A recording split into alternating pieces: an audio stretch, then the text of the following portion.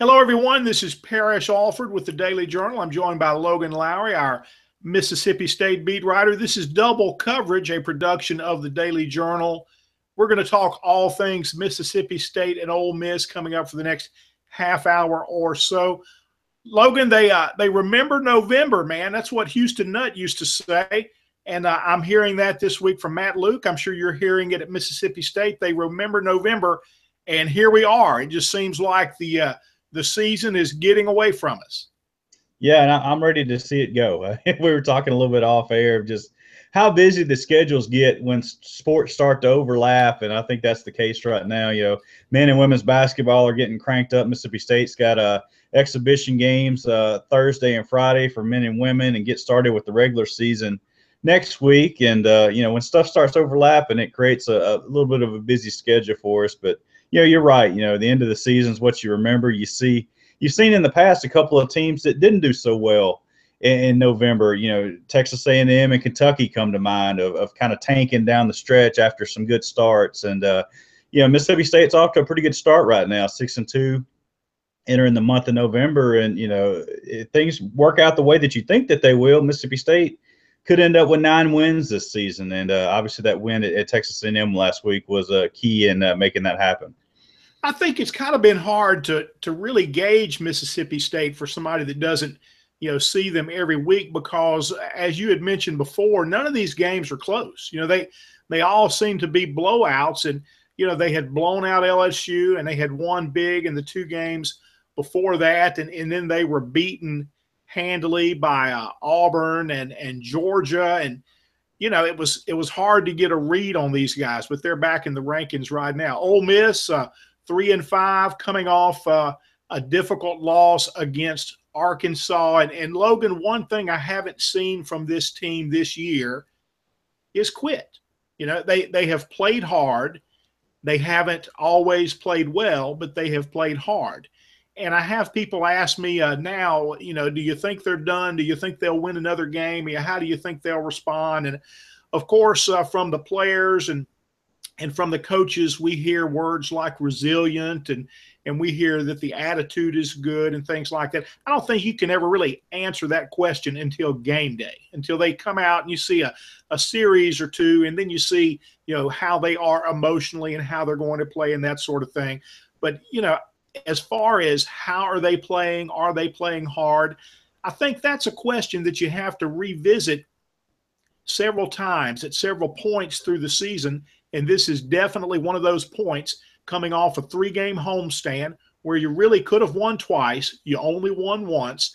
Coming off the Arkansas game where you led 31-7 with about 8 minutes left in the second quarter, and then you only score 6 points the rest of the way. You lose 38-37. So this is a time that you ask, how are they going to handle that now? Are they going to continue to play hard and do the things they need to do and be ready emotionally? So that's a question. Right now, they look okay. Practice, they looked okay. They're saying the right things. It will be interesting to see how this team comes out and plays Saturday at 3 at Kentucky. Folks, before we get much deeper in the podcast here, I want to remind you about other podcasts to look for from the Daily Journal. Be sure to check out The Memo, our news podcast, all things Northeast Mississippi, with Derek Russell and Chris Kiefer. That comes to you every Wednesday and Friday. And check out Prep Rally for all your high school sports needs every Wednesday with Brad Locke and Dalton Middleton. And, of course, Logan and I are here with you every week for double coverage. Logan, let's go back to the Bulldogs a little bit. It's UMass. This was a game that was a little closer than it needed to be. I think last year when the Bulldogs went up to Gillette Stadium, looking at UMass this year, you saw how closely they played Tennessee, but I think that's a reflection more of Tennessee than of UMass. So what do you say? Well, yeah, I haven't seen UMass play at all this season, but just judging by their stats, I mean, they're 2-6 here in this weekend's game, but they played everybody close, and that's kind of been the MO of this team. They are coming off back-to-back wins, so it looks like they're starting to right the ship a little bit. They're starting to figure some things out and being able to win some of those close games. But right now, you think a 2-6 team, you're not expecting a huge blowout, or you're expecting a huge blowout this weekend. But UMass, they're only 5 points separate them and their opponents this year, so they've been kind of hanging in there with everybody they played, and that's what happened last year up in Foxborough. Mississippi State's defense was putrid. I mean, just horrible, and gave up over 400 yards in that ball game, and they just kind of got into a shootout. Mississippi State was scoring the ball at will, but so was UMass, so they just kind of had to keep ahead of them in that ball game. But I think it's going to be a different story. I wrote a story that actually came out on Tuesday in the Daily Journal, just how much improved Mississippi State's pass defense is. Last year, under Peter Sirmon, Mississippi State had the 120th pass defense in the country. This year, they've got the 4th best pass defense in the country. And that's just a huge, and you would think that, maybe they had some new players come in or something. It's many of the same faces that were out there a year ago, but they've had success against the pass, and that was kind of the case this past week against Texas A&M. Mississippi State wins that game handily out in College Station, 35-14, and Texas A&M punches in a late touchdown there to kind of make it a little closer than it was. State was leading 35-7 for most of the, for late in that ball game. But you're looking at State's defense on that side of the game. Texas A&M had 33 yards of offense and 2 first downs in the first half in that ball game. And the defense just really set the tone, and State's offense was able to have some success. Nick Fitzgerald with his 3rd straight 100-yard rushing day. But it really, the story of that ball game was the defense, and it really just wasn't one aspect of the defense that played well. They got to the quarterback. They had 3 sacks on the day. Montez Sweat had two of those sacks, and he was the SEC Defensive Player of the Week, or Defensive Lineman of the Week for the 2nd straight week. And he's playing well. The linebackers played well, even though they had a couple of injuries with the linebackers. They had some of those younger guys step up. And then in the secondary, they picked off 3 passes during that ball game, the last of which Jamal Peters returned 90 yards for a touchdown. So they really had some success. Everything's kind of clicking for Mississippi State defensively right now. And the offense is playing well too. They had some injuries with their receivers in that ball game. Gabe Miles did not play in that game. He's going to be questionable again this week. And Donald Gray, their other senior receiver, goes down on the first play of the second half with a groin injury. He's also doubtful for this week as well. So even though they had their 2 senior receivers out, they had some other players step up, and especially some tight ends. They got the tight ends involved a little bit more. Farrod Green, Justin Johnson, Jordan Thomas, they got them working in the offense a little bit more, and that's something we really haven't seen in some games. They kind of disappear in some games, so they're playing better on that side of the ball, running well. The offensive line really played well. They were able to rest left tackle Martinez Rankin during that ball game. He did dress out for the A&M game, but they didn't need to use him. Greg Allen, the redshirt freshman, was able to still fill in at left tackle for him, and they feel really good about Martinez Rankin moving forward. They thought if they could were able to buy him another game and another week of rest, that they would be able to keep him healthy for the rest of the season, hopefully. But right now the plan is for Martinez Rankin this week. They're probably going to start Greg Island at left tackle again, and able to work Martinez Rankin in a little bit this weekend against UMass, and hopefully have him back in a starting role next week when they take on top-ranked Alabama. But for right now, State's playing well. There were a couple of hiccups in that Texas A&M game. The punting, which has been great all season with Logan Cook, it kind of took a step back. He had one of his punts blocked. Didn't have the yardage on that, but I think they were kind of playing keep away from Christian Kirk in that game too, so that may have had a little bit of effect on his average yardage. And then they had 3 delay of game penalties, 2 on offense and 1 on a punt team. Really, that's kind of uncharacteristic for Dan Mullen's teams this year. But so far, that's really the only nitpicks I could find during that ball game. They played pretty well. So what do you think distracts Mississippi State more this week, Logan? Is it the talk of Dan Mullen possibly going to Florida, or is it the fact that Alabama comes up after UMass? I don't know. He talked about the talk this week is not having a letdown after a big win.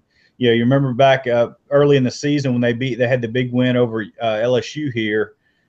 They come back the next week and get blown out by Georgia and then blown out by Auburn. So they really didn't handle success very well the first time they had it this season. So they're talking about, handling that pressure, handling that success, and not going out, like you've done something, you've still got ball games left to play. Last week's win only counts for one win. You can't beat UMass based off of beating Texas A&M last week. You got to come out and still play that game and play the game well. But Dan Mullen addressed the rumors about moving on to Florida or some of these other coaching jobs earlier this week. He said pretty much every year his name gets mixed up in some kind of coaching job, and has been throughout his tenure at Mississippi State. And he said it happens so often that the team itself isn't affected by it. They're kind of used to it. His name being involved with all these other jobs at this point in the season. He said what you really see is in recruiting. That's where he really has to make an emphasis of convincing these recruits he's not leaving, he's not going anywhere, and he has to kind of just reassure those guys. But the guys that are already in the team have gone through it so much that they don't really even pay attention to that kind of stuff. Yeah, and I would go along with that, Logan, except there are a few things that make this different. One, it's a little bit earlier in the year. And two, there is the fact that Dan Mullen, once coached at Florida. So when there's a Florida opening, his name, is going to be mentioned because he was there during a very special time for Gators fans with Urban Meyer. But also there's the Scott Strickland factor with his former MSU AD now being there. I don't know that he gets the job. I would not. I'm thinking that he does not, just based on some things that I've been reading. But this is a little bit different than the Dan Mullen rumors that come around every year. Looking at Ole Miss a little bit, I wanted to ask you this: as Ole Miss fans look at the end of the season, of course, a lot of them were counting on that Arkansas game as a win, and really it should have been. But Texas A&M is somebody who will be coming to Oxford in a couple of weeks. I know State played really well defensively, but what were you able to see in the Texas A&M run game? What were you able to see in Kellen Mond? I'm not expecting a lockdown defensive performance from Ole Miss against these guys, but I'm wondering how the Aggies compete in the run game when they come to Oxford. That's obviously been the big Achilles heel for Ole Miss. Yeah, I thought Keith Ford ran the ball pretty well for Texas A&M, but they got in one of those situations where they couldn't afford to continue to run the ball. They had to pick up big chunks of yards and try to throw the ball, and that's where they kind of got off kilter offensively. But Kellen Mond, I wasn't impressed with him. It seemed like Mississippi State's pass rush really got to him. He was kind of had that deer in the headlights look that you see out of a lot of true freshmen that are playing football. And I think he got and I'll put it in the words that Montez Sweat used after the game. They got him shook. And that's the way he described it. He said that he thought that Kellen Mond was paying more attention to Mississippi State's pass rush than he was to his open receivers or being able to complete passes downfield. It seemed like they got him a little scared, and he was able to he threw 3 interceptions on the day, and just wasn't a good day for him throwing the ball at all in that game. But Texas A&M, they came into that game with the nation's best pass rush, and I think that's an area they still had some success in. They did have 2 sacks against Mississippi State, and State had only allowed 3 sacks all year, so State's sack total is now up to 5 on the season, which is still really good this late in the year. But A&M was able to get to Nick Fitzgerald twice during that ball game. One of them was only a 1-yard sack, so that's what a mobile quarterback does for you. He can limit the sack. Even if he does get sacked, he can kind of get closer to the line of scrimmage and kind of limit that yardage. But yeah, Texas A&M, I was kind of expecting more from them. Yeah, that's going to be a big matchup, obviously, for Ole Miss, because that is how the Rebels move the ball most of the time. Big plays in the passing game. They've done well there. They're going to have to protect and limit that A&M rush that has been very good. Looking at Ole Miss, Logan, it was the first start for new quarterback Jordan Ta'amu taking over for Shea Patterson after Patterson's knee injury, his season ending after the LSU game. Thought he did fine. He had 444 yards of offense. He passed for 368. He ran for whatever was left of that, 75 or 76 yards, scored on a 48-yard touchdown run, scored on another 8-yard run. So he was the factor in the running game that we thought he would be. And really, he just looked poised and confident, which was very good. It's what you hope to see from a junior college transfer making his first start in the SEC. Now, remember, Ta'amu is Samoan. He is a native of Hawaii, played high school football there, played 2 years of junior college in New Mexico before getting here. When he gets to interviews, Logan, when we see him, he seems a little bit tense. He's not been around a lot of media before. He's a little bit tight, but that's not how he's described by his teammates during practice, after practice. They describe a player who is very loose and relaxed, a guy who is confident and just doesn't get ruffled. And that was the way he played against Arkansas. And that's good for the Rebels moving forward. Now, what you also expect from a guy making his first SEC start is a mistake, a couple of mistakes, several mistakes, and Ta'amu made those. And unfortunately, sometimes you can make a mistake and gloss over it. That wasn't the case this time. He threw an interception in the first half, threw only one interception for the game. That's really a win for Ole Miss a lot of the time. He throws this one interception, but Arkansas gets a good run back. They set up shop around the Ole Miss 20. A few plays later, they punch it in the end zone. And he had the fumble at the end of the game. And Matt Luke really didn't want to talk about it, didn't want to make an excuse for his players and call it inexperience. But the fumble with 6 minutes left in the game, Ole Miss was up 9 points at the time, okay? So if they don't fumble the ball, they run off a little more clock. In a worst-case scenario, they run off another minute or two, and then they punt it to Arkansas deeper in the field, still with a 9-point lead. You're punting it to a team that doesn't have a quick strike offense. So, a very good situation for Ole Miss to close out that game and win if they just don't fumble. But they fumble. Arkansas picks it up, runs 22 yards to the end zone, and suddenly that 2-possession lead is down to 2 points, and a field goal beats you, which we all know is ultimately what happened. But the fumble there, you're looking at a quarterback making his first SEC start, and the running back that he tried to give it to and then pulled it back, Eric Swinney, was the backup running back who really hasn't played much this year and has only recently ascended to number 2 behind Jordan Wilkins, your starter, who might have been in the game that time, but he also has the ankle injury. Just all these things aligning right there. But it comes down to that fumble occurred with 2 players who, going into the Arkansas game, might have had 1 quarter's worth of SEC experience combined. So 2 inexperienced players in the game at that time. Ta'amu gives the ball to Wilkins, then makes the read that the defensive end is crashing in. He goes to pull the ball out, thinking that he can get around the corner and get some yards, and there's the fumble. And basically that was the game. But I'll tell you this, Logan, from the time Ole Miss was up 31-7, when there was the Octavius Cooley fumble after a big play. They're up 31-7. They get a big play. They're down at the Arkansas 30. Looks like they might go in and add some points. They might be up 38-7 at halftime. That's what it was looking like before the fumble. But that fumble started the comeback, and once Arkansas got some momentum, you could see Ole Miss just kind of freeze. They looked like they were out of it at that time. And we talked about effort earlier in the program. Not that they weren't putting forth effort, but that they didn't know how to respond to a change in momentum. When a team takes momentum, you've got to take it back. You've got to find a way to do that. But Ole Miss was not able to do that, and Arkansas went on and made it a 10-point game at halftime and just always stayed within striking distance, although it took them until 4 seconds remained in the game on the 36-yard field goal by Connor Limpert to actually take the lead.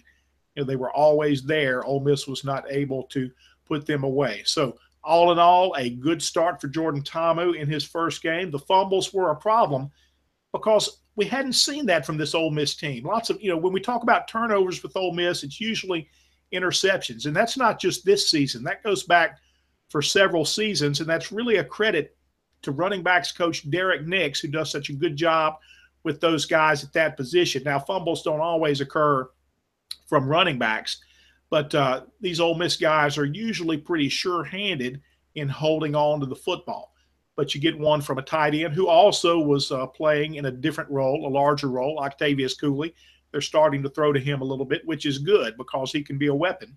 And then, of course, the other fumble from Tamu and his experience level I just detailed there. So anyway, that was kind of a new way to lose the game for Ole Miss. We'll see if they protect the ball better against Kentucky. Another thing Arkansas did that really helped them in the game was they really limited A.J. Brown, the Rebels' #1 receiver. It's a good group of wide receivers, very deep and athletic. When Brown wasn't being targeted, DK Metcalf had a nice game, 4 catches over 100 yards. Van Jefferson is still a very dependable receiver. Lots of guys that are still there, but A.J. Brown is the best in this group. He is the Rebels' best after contact receiver. He's the guy who is most likely to break a tackle and turn an average gain into a big gain, and he's done that many times. He gets 2 catches for 48 yards, I believe, and what Arkansas was doing is what some teams have done is start to shade that safety over the top and just cheat him to Brown's side. And in essence, there's always double coverage there. And, you know, that's just what Ole Miss is going to have to live with right now. They're going to have to find a way to get him the ball, even in situations like that. So that's the Ole Miss-Arkansas game. Looking ahead, Logan, I know you've seen this Kentucky team. I know we've talked about this a little bit as well. I have not been overly impressed with the Wildcats, even though they come in 6-2. There are some teams, some games that they just haven't been able to close out as strong as I'm sure they would like. But I look at this Kentucky team right now, Logan. They lost 4 fumbles against Tennessee and won anyway. They won 29-26. 4 times they fumbled the ball. 3 times it was on their end of the field. Only 1 time was it on Tennessee's end of the field, and that was like at the 45. But the difference between Kentucky against Tennessee and Ole Miss against Arkansas was Tennessee could manage only 3 field goals out of those 4 fumbles, okay? And remember, 3 of those were in plus territory. Ole Miss turns over the ball 3 times, and it results in 3 touchdowns. You know, so, you know, big difference there. We'll see what the Rebels can get done against Kentucky. Kentucky's been giving up some explosive plays in the secondary. That's a matchup that could favor Ole Miss. You know, they had some success with Tamu throwing deep against Arkansas. We'll see how that plays out against Kentucky. Ole Miss, it's the same story every week. They're going to have to find a way to limit the other team in the run game. And there's a pretty good running back from Kentucky, averaging about 90 yards a game, I think 4th in the SEC, in Benny Snell. He's their best player. They're going to get in the ball as much as they can, and they've got a nice little running quarterback there too with Steven Johnson. Bottom line here, Logan, Kentucky's vulnerable. It's a game Ole Miss could win. The game being on the road makes it more difficult, but the real story here is Kentucky, while they have not closed out games like they would like, they're 6-2. They expect to win. Ole Miss is 3-5. They were close against Arkansas. I think this is a team that hopes to win, and that's going to be a difference, I think, for Kentucky on the road. Yeah, and you know, you mentioned Benny Snell, and I saw him last year as a freshman against Mississippi State up in Lexington. He ran for 128 yards and a touchdown in that ball game, and really was the difference in you know, them converting first downs and keeping the clock moving and moving the change and all that. And then you go to this year's game. You know, that was kind of my X factor in that ball game. I thought if Mississippi State could stop Benny Snell, that they had a chance to kind of turn the tide and win that game, and that's exactly what they did. They held him to 18 yards in that ball game. So, you know, they were never able to get the running game going. Steven Johnson did break loose, you know, kind of scrambling around a couple of times. He is a mobile quarterback, but he doesn't necessarily run the ball. You know, they don't really have a whole lot of design runs for him. He can run if he's forced to, but that's not a huge part of their offense. But, you know, Kentucky, I didn't see much from them. You know, like I said, I thought Benny Snell was their best player, and, you know, State kept him bottled up most of the day. So, yeah, that's another team I just wasn't impressed with. I didn't expect to be impressed with Kentucky. And then when I saw them firsthand, I wasn't impressed with them. But, you know, looking at Mississippi State this weekend against UMass real quick, I really kind of am hoping to see more of Keaton Thompson, Mississippi State's backup quarterback. He's been able to play in 7 games so far this year, so he's played in 7 out of the 8 games. But that's good. But I need to see him get some meaningful snaps. He got a couple of those throughout the season, but just I want to see extended playing time for him, just to get more experience. And I think this is probably a good time as any to get him some snaps with maybe the first team offense that's out there. Just kind of see what they have with him. I know Dan Mullen talked today on the teleconference that they do have a package ready for Keaton Thompson, so maybe we'll see more of that this weekend against the Minutemen. But this is a game where State should be able to win handily. I don't know that they will. It's going to be 11 o'clock kick. I don't expect the stadium to be packed out at all. There'll probably be a slim crowd there. Really not much of a huge game day atmosphere. I'm not expecting to see that. So it could be a sloppy type of game, but it's a game Mississippi State should be able to win pretty easily. Folks, that's it for this edition of Double Coverage, a production of the Daily Journal. We thank you for clicking in with us today. Be sure to check out our news podcast, The Memo, all things Northeast Mississippi. That comes to you every Wednesday and Friday with Chris Kiefer and Derek Russell. And be sure to check out Prep Rally for all things Northeast Mississippi high schools. That comes to you every Wednesday with Brad Locke and Dalton Middleton. And Logan and I will be back here with you next week for another round of Double Coverage.